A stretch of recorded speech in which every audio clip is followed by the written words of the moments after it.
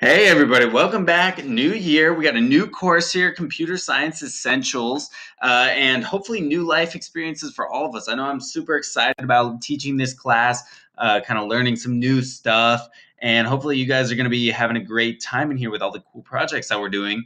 The first one we're going to do is going to be making an app. We're going to use this program called MIT App Inventor. It's really great. It's pretty simple. You can make real applications. You can publish them. You can test them on your actual Android devices, whether it's a phone or a tablet. So it makes making an app pretty easy and it works good. It's nice. The first app we're going to make is going to be a Snapchat-esque uh, uh, application where we're going to push a button to take a picture. We're going to draw on that picture. We're going to clear the picture by shaking it. Okay, so those are the three things we have to do. Then the extra features, if you want to hit that level 4, you're going to have to change the color of the pen that you're drawing with, and you're going to have to change the thickness of the line that you're drawing. You have like a slider on there. So anyways, let's jump into it. How do you do it? This thing is pretty dense. It's got a lot of information. We're going to go through a lot of this terminology, a lot of these vocab words. We're going to talk about them in class, take notes on that kind of thing.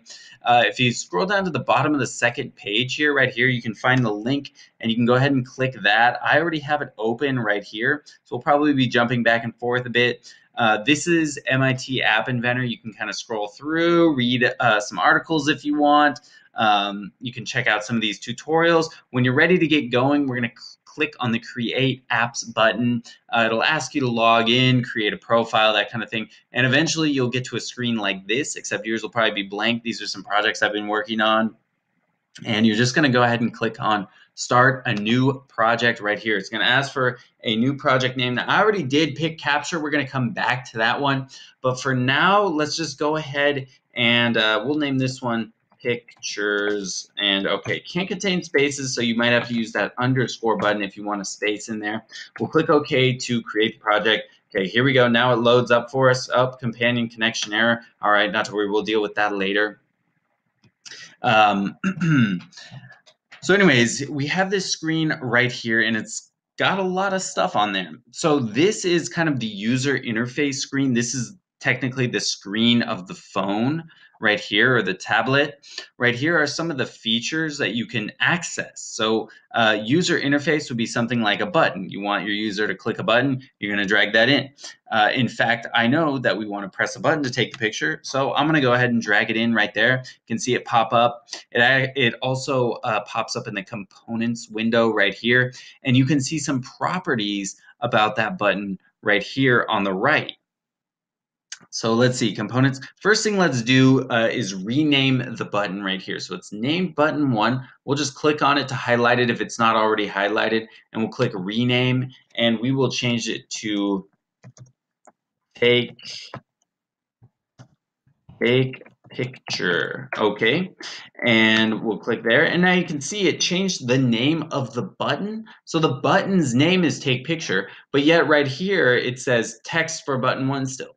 So the component is named take picture button, but in order to change the text, we have to come over here to the properties and change it. So if you scroll down, there's the text. Let's change that to also take picture. Now I highly suggest changing the names, changing the text as we go. You can also do things like bold in the font. Now that didn't fit, so let's see what happens if we italicize it. There we go. Now you click off of it, take picture. There's our button right there. Okay, so here we go. Now we have a button. What do we want that button to do? We want that button to take a picture. So we're going to have to go back over here to our palette, and we're going to have to find the camera. Now you notice it's not really in here. Let's check layout. No, it's not going to be in layout. Media. Here we go, camera. Okay, so camera is in media right here, along with stuff like the video player, the sound recorder, the microphone, and other features of your smartphone. If you keep clicking down here, you can find other things like a canvas. We're going to use that. Your sensors. So if when you're playing a game, you know, and you twist it to drive your car to the right or whatever you're doing, that's something like the accelerometer or the gyroscope.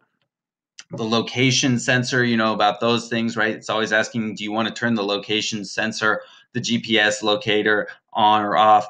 Anyways, so you can find a lot of interesting stuff in here. I'll let you guys look through that. For now, we want media. We want to take the camera over. Now you'll notice the camera didn't appear on screen. That's because that camera is not really going to be a part of the app screen. It's just going to be something that we use within the app. So it's part of the components, but it's not a part of the viewer. It's not actually going to be on the screen. And as you can see, there's really no properties to edit with camera one. That's all kind of inside the phone. The phone just deals with the camera. All right, so there you go, your camera. Now the last thing we want to do, or for now, is we want to be able to draw on that picture. So we're going to go here to the palette again, and we are going to choose, I believe, drawing and animation. That would make sense. And we're going to drag a canvas over here. Okay, so now we have the take picture button and we have a canvas to draw on. So at this point, let's go ahead and scroll up, and under projects, let's go ahead and save the project. Let's just get in the habit of saving quite frequently. And as we go through the class, we're going to talk about versioning and saving with like different names, version 1, version 2, so you can make sure that your app continues to work. So we have the essential components that we need for our app. So now we're ready to go with the programming. So if you click right here on this blocks button, it's going to take you to the actual programming window right here. If you click on designer again, it takes you back to the component screen. So there you go, the blocks. And let's see. Now this document right here is extremely useful. It kind of teaches you how to use this. It explains a lot of things that we talked about. Okay, we got a little problem loading the page. That's a shame. Let's see. Make first app. Let's click on it again. See if we can get it back. Okay, not to worry. We'll just keep going with this, and hopefully things will be good in a minute or two. So this right here is our programming screen. We're going to be using what are called blocks. This is block-based programming. So what it is you have these blocks right here, and you just click on one and you drag it out right here, and then you can move the blocks around. You can click on them and delete them. For now, let's just delete that because I don't think we actually want to delete all of that. Yep, get rid of it. And this is a lot easier. No, it's a lot better in some ways than actually typing out your program. It's super annoying when you do actual programming to have a period in the wrong place or miss a capital and then your whole program doesn't work. So, this kind of simplifies some of those issues and takes some of those away. So anyways, what do we want to do? Let's see. So let's think. We want to press the take picture button and take a picture. So we're going to do this. We're going to do when take picture is clicked, we want to do something. So this block says when that picture button is clicked, do something. That's something. Let's see. Where can we find the camera? It's not in the control. It's not in colors, though we're going to be using those later. Text. It's not going to be in text. In camera, you can do this. You can call camera1.takePicture. Okay, and now you can see this little notch right here is going to fit into that notch right there. So that's going to help us kind of know, like, okay, we're doing the thing. Things are fitting together. Okay, good. So when takePicture.click is pressed, we're going to call camera1 and we're going to take the picture. Now you can take a picture, and I was using the app. I was testing this earlier, and I was like taking the picture, but then I didn't see it. That's because you have to do something. When you get the picture, you actually have to do something with it. Okay, good. So now we can see that this thing does take us through kind of the coding that we need to do. So we need to take the picture. But now, after we take the picture, we still have to do something. So we're going to use this right here. When camera1, after picture, do this. So what do we do with that actual picture? And we're going to do this. We're going to set canvas1 background image to the picture that we just took. So let me show you guys what I mean in the App Inventor. So take picture.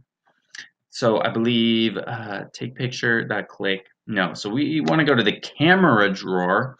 Okay, so when camera1 after picture. Okay, so we're going to put this right here. So after we take the picture, do what? So we want to set this canvas1. What are we going to do with it? We are going to set canvas 1 background color. No, we want to set canvas 1. We want to set the background image to the picture that we just took. So now if you click right here on this image, you can go to, if you just hover over it, pardon me, you can find the get image, and you can somehow kind of click it in there. There we go. All right. So this is saying that after you, so first you click the button, you take the picture. After you take the picture, you're going to set canvas 1. The background image is going to be get that image that you just took. Okay. So this is it. This will take the picture and set the background to that. So let's go back to our designer view. Let's again save this thing, save the project. And now let's test it out. Now I'm going to be honest with you. Testing this has been sort of the most frustrating and time-consuming part of the process here. Coding, it's okay. Getting to know the programs is kind of, it's fun, it's easy, but testing it and getting this to work is a bit frustrating. So when you're ready to do that, we're going to connect. Now there's 2 ways to do it. You're going to use the AI companion. This is the thing I recommend. This is where you're testing it on your own device, whether it's your own personal smartphone or one of the school's tablets. This is the way I recommend. You can do the scanner right here with the picture. That's the best way to do it. Or you can just type in the code, and that works too. The key to this, to getting this one to work, is you have to be on the same Wi-Fi network so it can send it through the Wi-Fi. So if you're whatever connection you're on with your computer, whichever network you're on, you have to make sure you're on the same network with your cell phone. There you go. Okay, so now I am going to show you the other option right here, which is the emulator. So that's basically a built-in emulator that will run a simulated phone on the computer. So what you're going to do right here, first you have to start the program. You're going to type in AI starter, and you're going to click on that. I already have mine running, so you're going to get a screen that looks something like this. Okay. And once you have that screen, you're going to come back here, and then you're ready to connect to the emulator. So you can click on the emulator right here. Now, the frustrating thing is this one takes a lot of patience. So it takes a while. You can see things start to happen, which is nice, but you want to wait and just let this thing get completely ready. If it requests an update, give it the update. The update doesn't take too long, but just be patient and don't start clicking before this thing is ready. So just hang on, hold tight for a few minutes while this loads up. Okay, it's looking like it's pretty much ready to go. We're still gonna wait. I'm gonna make sure I still see if I drag this thing out of the way so it won't even move.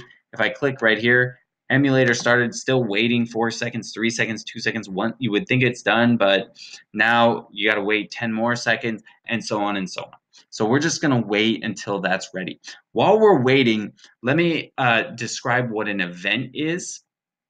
An event is you doing something with your cell phone.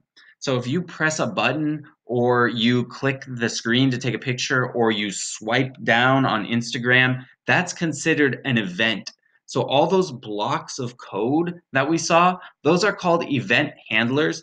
They tell the computer what to do as you go. So let's see.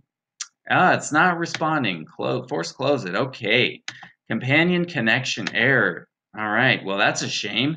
Let's connect it again one more time and see if we can get it to work. Like I said, don't touch anything. I probably tried to drag it somewhere. Maybe that had something to do with it. I'm not sure. We'll let it grind through. Anyways, back to the discussion of events. An event handler is a block of text that you use, or a block of code that you use to describe what happens when your user does something with their phone. Okay, so let's see. Let's wait extremely patiently here. Is it 3:53 a.m.? I don't think so. It's charging. Let's see. I don't want to press it now. An emulator. Let's see. Shall I try to move it? Okay. 4 seconds, 3 seconds, 2 seconds, 1 second. So eventually we get to this place where we can drag it and unlock it, and you can switch between apps, I think, and do all kinds of interesting stuff. Okay, here you go. So here's our app right here. Let's see if it launches automatically. Yes, okay, it's launching the app automatically for us. We're just going to keep waiting, keep holding tight. If you're running it on your computer, that's good. Okay, good. Now it looks like it's working. All right, we're up and running. Have we got it going? Yes. Okay, and there's our take a picture button. Okay, so let's go ahead and click it and see what happens. I don't know that we're gonna have access to the camera or not. Let's see what happens when we take picture. Take picture, okay, it responded, and will it work? Okay, force close. Let's see, let's try it again. I don't know that it's gonna work because I don't know that we have a camera synced up with this, so we may not be able to do it. So you might not actually be able to take the picture on there. I'm sorry for that. You know what it probably is probably because I'm using the webcam to record this video. Hence, the webcam is in use. It's not gonna let me use it in this application. So we'll have to test it out. We'll have to kind of get going. All worst comes to worst, you can borrow, your friend's phone, you can borrow one of our tablets. Like I said, we want to use the emulator if there's no other option, but the best way is to try to get it on your own personal phone.